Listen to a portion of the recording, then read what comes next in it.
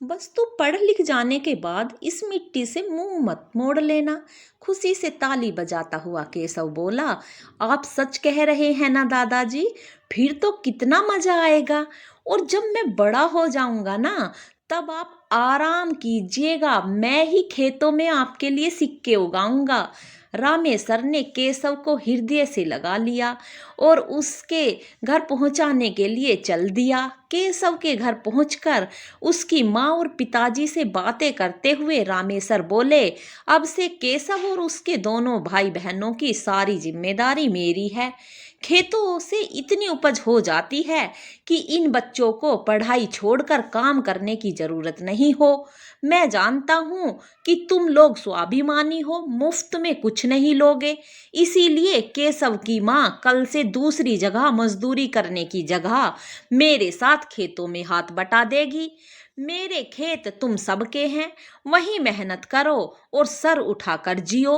रामेसर की बात सुनकर केशव के माता पिता कृतज्ञ से कुछ कह नहीं पाए और बस उनकी आंखों से आंसू बह रहे थे, जो इस बार दुख के नहीं खुशी के चिन्ह थे। घर लौटकर रामेश्वर ने यशोदा से कहा, बढ़िया सा खाना बना दे नीरू की अम्मा, कल से खेतों में मेहनत भी तो करनी है। यशोदा जी रसोई में व्यस्त हो गई।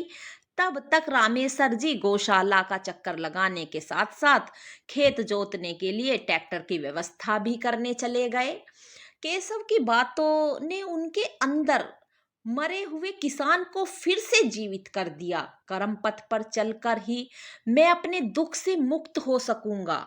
मुझे कोई अधिकार नहीं कि मैं अपने साथ साथ उन सबको दुखी रखूं जो मुझसे स्नेह करते हैं। ऐसे अनेक बातें रामेश्वर के मन मस्तिष्क में उथल पुथल मचा रही थी। सुबह की नई किरण अपने साथ पुराने रामेश्वर किसान को वापस ले आई थी। मेहनत का पसीना ही जिसकी पहचान है, जिसकी शान था। रामेश्वर के साथ केशव की माँ भी नियत वक्त पर खेतों में पहुंच गई थी। उसे कुछ निर्देश देकर रामेश्वर ने खेतों की जुताई आरंभ की। कुछ ही दिनों में बुआई का काम खत्म हो गया था। देखते ही देखते पूरे खेत में फसल लहराने लगी थी। केशव को गोद में उठाए अपने फसल की निगरानी करते हुए रामेश्वर के चेहरे पर संतोष झलकने लगा था। ऐसा नहीं था कि उन्हें नीरज की याद नहीं आती थी, लेकिन वो दुख अब केशव की मुस्कान के नीचे दबने लगा था। फागन की आहट के साथ साथ अब खेतों में फसल भी पकने लगी थी। एक तरफ खेत में लहर लहाती मेहनत और दूसरी तरफ होली की उमंग से सभी गांव वालों के चेहरे खिले हुए थे। फसलों की कटाई के साथ साथ ही गांव में उत्साह का आरंभ हो चुका था। होली की सुबह थी। रामेश्वर और यशोदा के अंतर्मन में उदासी का जो रंग था, उसे उन्होंने अपनी मेहनत के रंग की परत से ढक दिया था। होली पर बनने वाले पकवानों को तैयार करने के बाद यशोदा रामेश्वर की राह देख रही थी, जो केशव को लाने गए थे उसके घर पर। तभी यशोदा के कानों में केशव की आवाज आई, दादी जी जल्दी चलिए, नीरज चाचा आए हैं, उनके साथ चाची भी हैं। केशव की बात सुनकर यशोदा को अपने कानों पर भरोसा नहीं हुआ। वो तेज कदमों से केशव के पीछे चल पड़ी। थोड़ी दूर पर ही यशोदा की नजर एक कार पर पड़ी। कार के पास ही नीरज और उसकी पत्नी रिमी खड़ी थी। नीरज अपने पिताजी के आगे हाथ जोड़कर खड़ा था। उसकी आंखों से लगातार आंसू बह रहे थे, लेकिन रामेश्वर निर्विकार भाव से खड़े थे। तभी रिम्मी आगे बढ़ी और रामेश्वर के पैर छूकर बोली, पिताजी अपने आने वाले पोते पोती की खातिर अपने बेटे को क्षमा कर दीजिए। रिम्मी की बात सुनते ही रामेश्वर ने उसे जल्दी से उठाया और बोले, घर चलो बहू। यशोदा पर नजर पड़ते ही नीरज उनसे लिपट गया। रिम्मी ने उनके पैर छूने चाहे तो उन्हें झुकने से मना करके उसके सर पर हाथ रखकर यशोदा जी ने उन्हें घर चलने का इशारा किया। घर पहुंचकर नीरज ने एक बार फिर अपने माता पिता से अपने व्यवहार के लिए क्षमा मांगी और भविष्य में ऐसी गलती दोबारा न करने का वचन दिया। दुलारे बेटे के चेहरे पर पछतावे के सच्चे आंसू देखकर रामेश्वर जी का हृदय भी पिघल ही गया और उन्होंने उसे हृदय से क्षमा कर दिया। नीरज ने रिम्मी से अब तक अपने माता पिता के बारे में झूठ कहा था कि वो बहुत बुरे हैं, वो बस उसके दूसरे भाई बहनों को प्यार करते हैं, उसे नहीं, और इसीलिए उन्होंने बचपन से उसे अपने से दूर रखा। नीरज ने ये तक कह दिया था कि उसके माता पिता ने ही कहा कि वो उसकी शादी में शामिल नहीं होना चाहते। ये सब सुनकर रिम्मी का मन भी अपने सास ससुर की तरफ से दुखी हो गया था। लेकिन इधर कुछ दिन पहले जब वो नीरज के साथ डॉक्टर के क्लिनिक पहुंची, तब वहां उन्हें गांव का एक व्यक्ति मिल गया।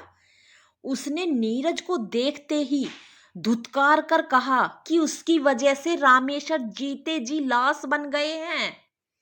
तब रिम्मी को सारी सच्चाई का पता चला। उसने नीरज को समझाते हुए कहा, तुम्हारे माता पिता ने दिन रात खेतों में पसीना बहाकर तुम्हें अपने से दूर रखा, सिर्फ तुम्हारे बेहतर भविष्य की आशा में। और आज जब उनकी आशा पूरी होने का वक्त आया, तब तुमने उन्हें निराशा के गर्त में ढकेल दिया। अगर तुम्हें बाहर भेजकर पढ़ाना लिखाना उनकी गलती थी, तब तो मैं कभी भी अपने बच्चे को कहीं नहीं जाने दूंगी। क्या पता कल वो हमें भी अपने स्टेटस के खिलाफ समझे। रिम्मी की बातों से नीरज को अपनी गलती का एहसास हुआ और वो अपने माता पिता से मिलने के लिए व्याकुल हो उठा। अपने बेटे को वापस पाकर रामेश्वर और यशोदा रिम्मी का धन्यवाद कहते नहीं थक रहे थे। केशव, जो अब तक चुपचाप बैठा था, सहसा बोल पड़ा, दादाजी, आप लोग सिर्फ बातें करेंगे, पकवान नहीं खाएंगे। खाएंगे बाद में, पहले अपने दुलारे को खिलाएंगे, कहकर यशोदा जी ने मालपुए उठाकर बारी बारी से केशव, नीरज और रिम्मी को खिलाया। होली का रंग एक बार फिर से उनके घर में खिल उठा था। कुछ दिनों में जब नीरज और रिम्मी छुट्टियां खत्म हो गई, तब उन्होंने रामेश्वर और यशोदा को अपने साथ चलने के लिए कहा। तब रामेश्वर ने कहा, बेटे, और बात सब सही है, तूने सही ही कहा कि गलती है हमारी, जो हम बिल्कुल खेतों से अनजान हैं। कुछ दिनों में जब नीरज और रिम्मी की छुट्टियां खत्म हो गई, तब उन्होंने रामेश्वर और यशोदा जी को अपने साथ चलने के लिए कहा। तब रामेश्वर ने कहा, बेटा, और बात सब सही, तूने गलत कही, पर एक बात बिल्कुल ठीक कही थी कि हमारी जगह वहाँ शहर में नहीं है। हम किसान हैं, इसी मिट्टी में जन्मे पले बड़े, और अब यही अपना कर्म धर्म करते हुए हमें इसी मिट्टी में मिल जाना है। लेकिन बाबूजी, हमें और आने वाले बच्चे को तो आपकी जरूरत है, रिम्मी बोली। रिम्मी के सर पर हाथ रखती हुई यशोदा बोली, तुझे जब भी जरूरत होगी हम कुछ दिनों के लिए आ जाएंगे।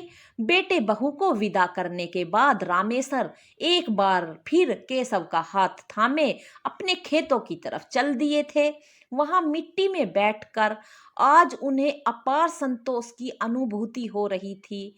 खेत की मिट्टी भी मानो उनसे कह रही थी, मेरे बच्चे, तू कभी मुझसे मुंह मत मोड़ना, आखिर सांस तक अन्नदाता होने का अपना धर्म निभाते रहना। तो आज की कहानी यहीं पर ख़त्म होती है दोस्तों।